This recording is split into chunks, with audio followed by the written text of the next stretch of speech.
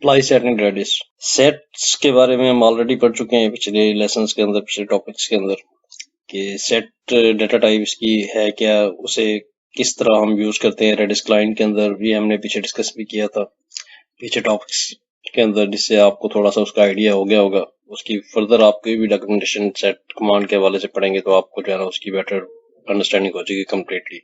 तो बेसिक सा यूज हमने जो है ना उसका देख लिया था, कुछ थोड़ा सा एडवांस लेवल पे भी देख लिया था। अब मजीद एडवांस लेवल पे उसका सेट का जो है ना यूज, जिसे अप्लाई सेट के नाम से हमने एक टॉपिक बनाया है, तो उसके अंदर हम अब ये स्क्रीन पे जो चीज आप देख रहे हैं ये एक गिट बैश क्लाइंट, ये है एक गिट बैश की टर्मिनल विंडो है। अब गिट क्या चीज है, गिट बैश क्या चीज है, ये एक छोटा सा सॉफ्टवेयर है। मैं आपको थोड़ा सा बता देता हूँ ताकि ये भी आपको इसका आइडिया हो जाए। इस पे बहुत सारे काम जो है ना हमारे इसके थ्रू हमें करने पड़ते हैं। जब आप NoSQL के साथ या किसी भी डेटाबेस या DBMS के साथ खेल रहे हो, या कोई प्रोग्रामिंग लैंग्वेज हमें इन्वॉल्व करनी पड़े, तो बहुत सारे टूल्स जो है ना हमें कंबाइन करके काम करना पड़ता है, तो जिनकी हमें नो होना काफी जरूरी है। देखिए, अब मैं गूगल पे जाऊंगा, गूगल पे जाके मैं लिखता हूँ डाउनलोड गिट। जैसे मैं डाउनलोड गिट लिखता हूँ तो ये टॉप पे मेरे पास एक आ जाता है, लिंक आता है, गिट डाउनलोड्स, गिट SCM। अच्छा, हम विंडोज पे चले जाएंगे, इसके विंडोज के लिंक के ऊपर, ठीक है। तो यहाँ पे हमें ये डाउनलोड के लिए सेटअप्स प्रोवाइड कर देगा। ये 32 बिट किट है, ये 64 बिट किट है। ये 64 बिट और 32 बिट, ये मैंने मे भी आपको थोड़ा सा इसका आइडिया दिया हो कि ये जो आपका ऑपरेटिंग सिस्टम होता है, ये जो आपकी मशीन होती है वो सपोर्ट कर रही होती है कि 32 बिट को सपोर्ट कर रही है, 64 बिट को सपोर्ट करती है। तो आपने जब ऑपरेटिंग सिस्टम इंस्टॉल करना होता है तो वो दो किस्म के होते हैं, तो एक 32 बिट होता है, एक 64 बिट होता है।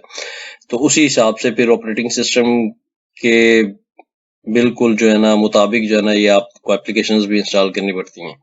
तो मेरे पास इस वक्त 64 बिट जो है ना विंडोज का वर्जन इंस्टॉल हुआ है, तो मुझे जो डाउनलोड करना पड़ेगा वो 64 बिट करना पड़ेगा। अदरवाइज 32 बिट भी मैं इंस्टॉल कर सकता हूँ। अगर मेरे सिस्टम के ऊपर ऑपरेटिंग सिस्टम जो है ना वो 32 बिट इंस्टॉल हुआ है और मैं गिट जो है ना यहाँ से 64 बिट एप्लीकेशन जो है ना डाउनलोड कर लेता हूँ, इंस्टॉल करने की जैसे ही मैं ट्राई करूंगा तो मुझे इंस्टॉलेशन नहीं करने देगा।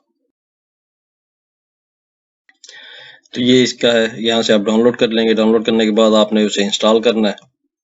अच्छा, जब आप इंस्टॉल कर लेंगे तो आप अपने विंडोज के अंदर कोई भी डायरेक्टरी या फोल्डर ओपन करें। फोल्डर ओपन करने के बाद आप राइट क्लिक करेंगे उस फोल्डर के अंदर, तो आपको ये देखें, ये इस तरह के आइकॉन्स आ जाएंगे उसके सामने। आपके जो है ना राइट क्लिक में ये ऑप्शंस आएंगे, GUI hair, bash hair.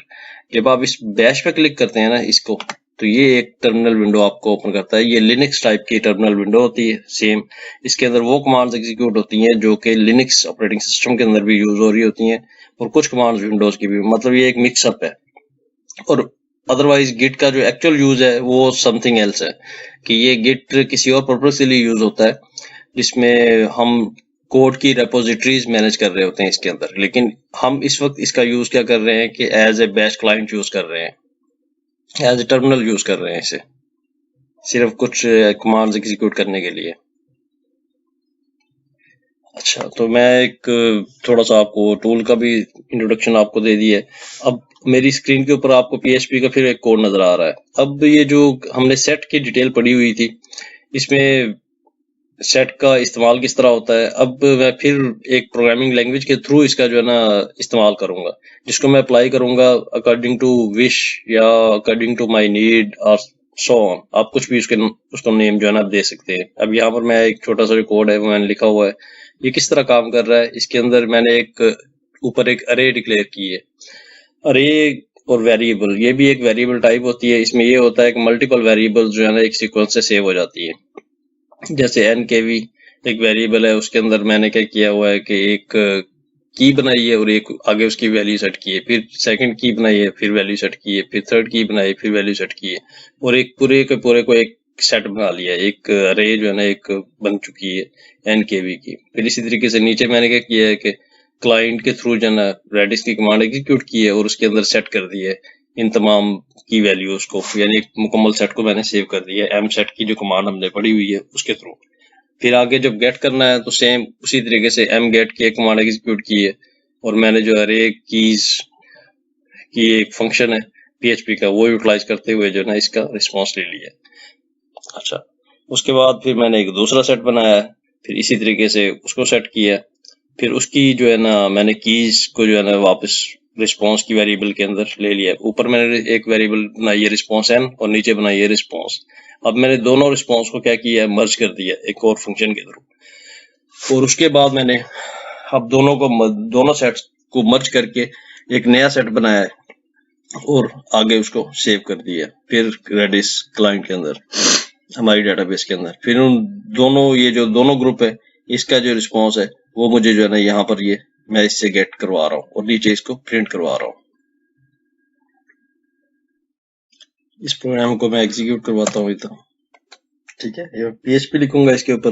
PHP के आगे मैंने उसको फाइल नेम दिया है जिसके अंदर हमने कमांड्स जो है ना PHP की लिखी हुई है।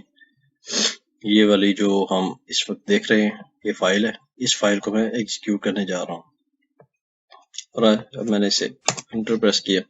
इसने क्या किया कि मेरी कमांड जो है ना वो पहले एग्जीक्यूट की है, उसके अंदर मुझे रिजल्ट जो है ना प्रिंट आउट कर दिया।